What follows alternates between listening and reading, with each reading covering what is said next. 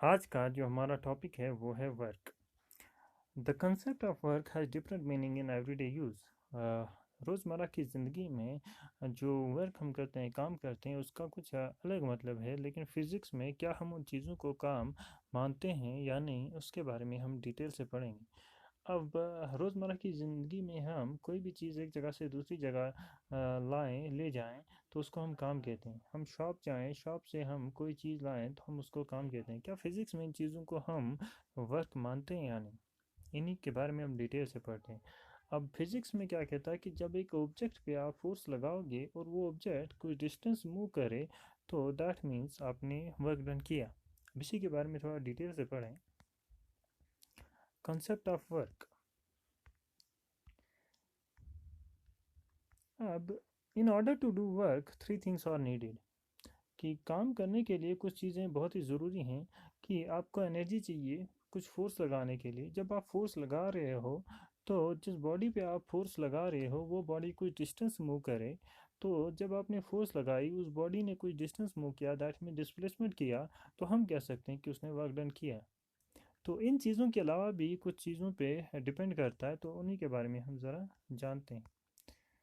अब हमने देखा कि वर्क डन को मैथमेटिकली रिप्रेजेंट करते हैं W equal to F D cos theta.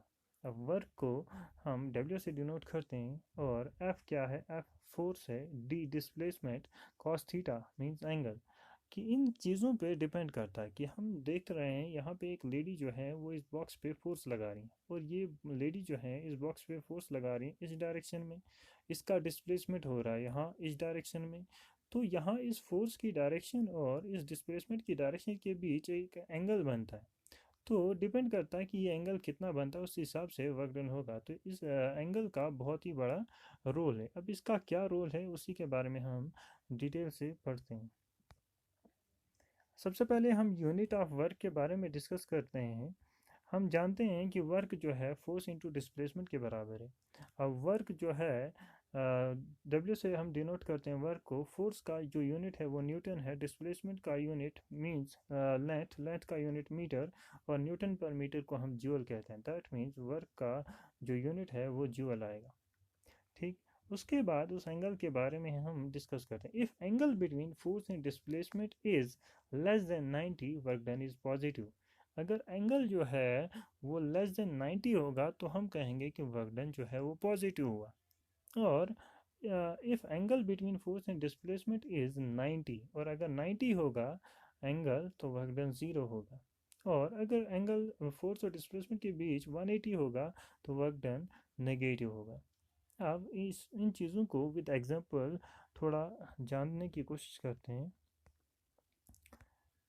यहाँ पे हमें क्या दिख रहा है कि ये block is initially at rest. एक ब्लॉक जो था वो रेस्ट पे था, placed on a smooth floor, एक फ्लोर पे रखा हुआ था। It is pushed by horizontal force of 5 newton for 2 metre. हमें क्या दिख रहा है? हमें दिख रहा है कि एक ब्लॉक है, एक बॉक्स है जिस पे 5 न्यूटन की फोर्स लग रही है। और क्या कहता है कि जब हमने इस बॉक्स पे 5 न्यूटन की फोर्स लगाई तो इसने कितना डिस्प्लेसमेंट किया? इसने 2 मीटर डिस्प्लेसमेंट किया। तो हमें क्या बताना है? हमें बताना है कि वर्क डन कितना हुआ और क्या हुआ, पॉजिटिव हुआ, नेगेटिव हुआ, ज़ीरो हुआ। जो हमने पढ़ा कि एंगल पे डिपेंड करता है कि वर्क डन जो है पॉजिटिव होगा, नेगेटिव होगा, ज़ीरो होगा। अब यहाँ पे हम क्या देख रहे हैं? हम देख रहे हैं कि फोर्स लग रही है। कहाँ? इस डायरेक्शन में फोर्स लग रही है। डिस्प्लेसमेंट कहाँ हो रहा है? डिस्प्लेसमेंट भी इसी डायरेक्शन में हो रहा है। तो फोर्स भी वहीं लग रही है, डिस्प्लेसमेंट भी वहीं हो रहा है। तो मीन्स एंगल जो है वो ऑलमोस्ट ज़ीरो के बराबर है। तो हमने देखा कि मैथमेटिकली हम वर्क को रिप्रेजेंट करते थे किससे? F D cos theta. अब एफ डी कॉस थीटा जो था उसी में हम वैल्यू पुट करते हैं। तो एफ क्या था? यहाँ एफ था 5, डिस्प्लेसमेंट कितना हुआ 2। अब कॉस थीटा, कॉस थीटा कितना था? तकरीबन ज़ीरो था, एंगल ज़ीरो था। तो कॉस ज़ीरो कितना? 1 के बराबर। 5 टू ज़ा 10, 10 1 ज़ा 10। तो that means 10 joule work done हुआ। अब 10 जूल वर्क डन हुआ जो यहाँ पे किया भी हुआ है। अब ये 10 जूल वर्क डन जो है ये पॉजिटिव वर्क डन हुआ। ठीक। और हमने पढ़ा भी कि लेस देन 90 हो तो वर्क डन जो है पॉजिटिव होगा। अब दूसरा केस देखते हैं। दूसरा केस क्या देखेंगे कि यहाँ पे अब हम मान के चलते हैं कि फोर्स जो है इस बॉक्स पे इस इस डायरेक्शन में लग रही है, और डिस्प्लेसमेंट कहाँ होगा, हम मान के चलते हैं कि डिस्प्लेसमेंट यहाँ इस डायरेक्शन में होगा। अब फोर्स यहाँ लग रही है इस डायरेक्शन में, डिस्प्लेसमेंट यहाँ हो रहा है, तो एंगल कितना बनता है, तो यहाँ पे एंगल 180 का बन रहा है। ठीक है, अब 180 का एंगल बन रहा है, तो ज़रा फिर से हम वर्क डन निकालते हैं। तो हमने देखा एफ डी कॉस थीटा, अब एफ क्या है, फिर से हम मान के चलते हैं कि फोर्स 5 न्यूटन ही लग रही है, और डिस्प्लेसमेंट 2 हो रहा है, 2 मीटर। अब कॉस थीटा कितना है, 180। अब कॉस 180 किसके बराबर, -1 के बराबर। 5 2 10, 10 × -1 कितना हुआ, -10 जूल। अब कब, हमने पीछे पढ़ा कि काश जब एंगल जो है फोर्स और डिस्प्लेसमेंट के बीच कितना होगा, 180 का होगा, तो वर्क डन कितना होगा, नेगेटिव होगा। और यहाँ पे हमने निकाला भी, तो पॉजिटिव कब होगा, जब 90 से एंगल जो है फोर्स और डिस्प्लेसमेंट के बीच 90 से कम हो, और वो केस भी हमने देखा कि 10 जूल वर्क डन आया। अब हमने क्या निकाला कि जब एंगल फोर्स और डिस्प्लेसमेंट के बीच कितना हो, 180 का हो, तो वर्क डन कितना होगा, नेगेटिव होगा। अब रहा थर्ड केस कि ज़ीरो वर्क डन कब होगा, तो उसको भी डिस्कस करते हैं। तो यहाँ पे हमें क्या दिख रहा है कि a person hold a book and walk 2 metre across the room, कि एक इंसान ने क्या किया है, एक बुक उठाई है और अपने ही रूम में 2 मीटर का उसने डिस्प्लेसमेंट किया है। Is work being done against the force of gravity, क्या वर्क डन हुआ है against the force of gravity, तो आंसर क्या है, नो। तो ज़रा देखते हैं कि हमने क्या देखा कि उसने हाथ में उठाई है बुक। अब जब हाथ में उठाई है बुक, तो कहाँ फोर्स कहाँ लग रही है, फोर्स इस डायरेक्शन में लग रही है। अब वो चल रहा है, अपने रूम में चल रहा है, डिस्प्लेसमेंट कर रहा है, तो दैट मीन्स डिस्प्लेसमेंट इस डायरेक्शन में हो रहा है, तो इनके बीच एंगल कितना बनता है, 90 का। अब 90 पे हमने क्या पढ़ा, हमने पढ़ा कि 90 पे वर्क डन जो है वो 0 होता है। तो देखें, हम मान के चलते हैं कि इस पे फोर्स लग रही है 10 न्यूटन, और डिस्प्लेसमेंट कितना किया इसने, 2 मीटर डिस्प्लेसमेंट किया, और cos 90, अब cos 90 किसके बराबर, 0 के बराबर। तो 10 2 20, 20 0 तो वर्क डन कितना हुआ, 0 हुआ। अब ये था against the force of gravity.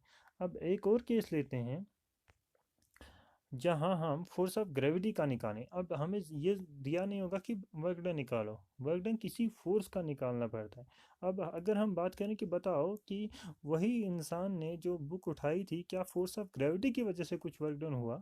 जैसे कि हम एग्जांपल पढ़ते हैं कि एक इंसान ने सिर पे कुछ एक बॉक्स उठाया हुआ है, सिर पे उठाया और वो डिस्प्लेसमेंट कर रहा है, तो क्या उसने वर्क डन किया। लेकिन किस फोर्स की वजह से हम वर्क डन निकाल रहे हैं, वो इम्पोर्टेंट है। अगर हम फोर्स ऑफ ग्रेविटी का निकाल रहे हैं, तो फोर्स ऑफ ग्रेविटी कहाँ लगेगी, फोर्स ऑफ ग्रेविटी इस डायरेक्शन में लगेगी, और वो डिस्प्लेसमेंट कहाँ कर रहा है, वो डिस्प्लेसमेंट यहाँ कर रहा है, तो एंगल कितना बनेगा, 90। हाँ, अभी देखा हमने कि 90 पे कितना वर्क डन होता है, 0। तो फोर्स ऑफ ग्रेविटी का या force of against the force of gravity पे हमने देखा दोनों पे वर्क डन कितना हुआ, 0 हुआ। बट अगर बात की जाए कि जो उस इंसान ने फोर्स लगाई उस पे, ये एक बॉक्स था, इस पे फोर्स लगाई और डिस्प्लेसमेंट क्या हुआ, पीछे जो पॉजिटिव वर्क डन किया, तो वहाँ पे हमने कहा कि हाँ वर्क डन हुआ और पॉजिटिव हुआ। नेगेटिव कब होगा, जब फोर्स जो है उसकी डायरेक्शन इस यहाँ हो, एक साइड हो, और डिस्प्लेसमेंट जो है वो अपोजिट डायरेक्शन में हो, और एंगल 180 का हो, तो वर्क डन नेगेटिव। अब थर्ड केस भी हो गया, 0 कब होगा, तो 90 के केस पे। इसके बाद एक और केस डिस्कस करते हैं।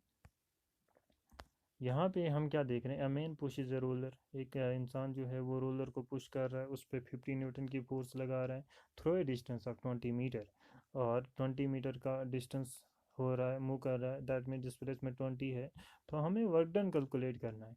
अब हमें फोर्स दी है, डिस्प्लेसमेंट दिया है, और साथ में एक और चीज़ होनी चाहिए, वो है फोर्स और डिस्प्लेसमेंट के बीच का एंगल, और वो भी दिया है, if the handle of the ruler is inclined at an angle of 60 degree with the ground.